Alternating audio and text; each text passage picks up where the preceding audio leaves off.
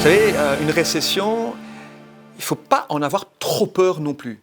Lorsqu'on tient compte sur le plan de l'investissement de ce qu'on obtient comme rendement, lorsqu'on investit au moment même de la récession, donc, eh bien après 5 ans, vous avez quand même un rendement annualisé d'environ 10%.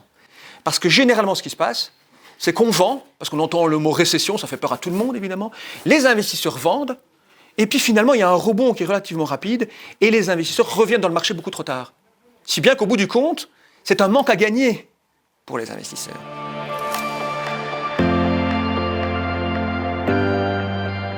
La dette n'est pas un problème pour l'instant, ça il faut le reconnaître. La dette n'est pas un problème pour l'instant pour la simple raison que les taux d'intérêt sont bas. C'est également une question au niveau de la qualité de la dette. On emprunte pour quoi faire? Si l'État est capable, effectivement, est suffisamment judicieux pour investir dans des secteurs porteurs pour l'avenir, tant mieux.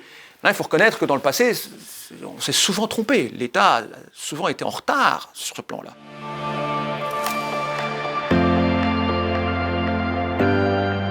Lorsqu'on regarde l'évolution du PIB par habitant depuis 1973 à aujourd'hui, eh bien le PIB par habitant au Royaume-Uni a suivi plus ou moins l'évolution des membres fondateurs, dont la Belgique d'ailleurs.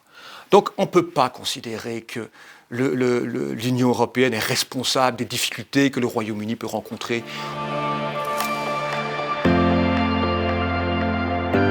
Les marchés sont extrêmement résistants pour l'instant, extrêmement robustes à l'évolution de la situation, sauf en Chine évidemment. C'est très compliqué de savoir quel va être l'impact sur les bourses occidentales. Si je me base sur ce qui a eu lieu pour le SARS, on était en 2003, donc les marchés chinois ont dévissé et ils ont récupéré leur retard par rapport à l'indice boursier mondial en l'espace de 4 mois. Voilà. Donc moi j'attache beaucoup d'importance à cet horizon. Et si dans 1 mois, 2 mois, on n'atteint pas une forme de plancher, on pourra commencer quand même à s'inquiéter sérieusement des conséquences que ça peut avoir. Pour l'instant, je ne suis pas hyper inquiet.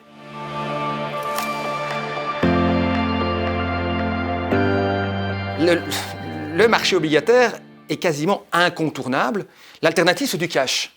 Mais le cash ne rapporte rien à coup sûr, vous voyez ce que je veux dire. Ce qu'on a observé dans les mois qui viennent de s'écouler, c'est une tendance à diminuer son exposition à la courbe des taux, c'est-à-dire à diminuer la duration du portefeuille. Je pense qu'il faut légèrement diminuer son exposition sur le marché obligataire de manière graduelle, continuer à le faire de manière graduelle, ne pas avoir peur de mettre un peu plus de cash dans son portefeuille, parce que lorsque le marché boursier corrigera, et ça arrivera bien un jour, eh bien c'est pas mal d'avoir du cash pour réinvestir à ce moment-là.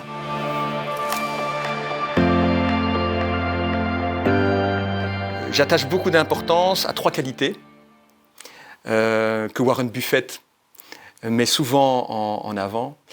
3 qualités, c'est l'intelligence, l'initiative et l'intégrité. Et ces qualités-là, je les ai retrouvées ici. Waterloo Asset Management est une petite boîte, ce sont des entrepreneurs. Moi, j'ai beaucoup d'admiration pour les entrepreneurs. Et c'est une belle aventure qui commence.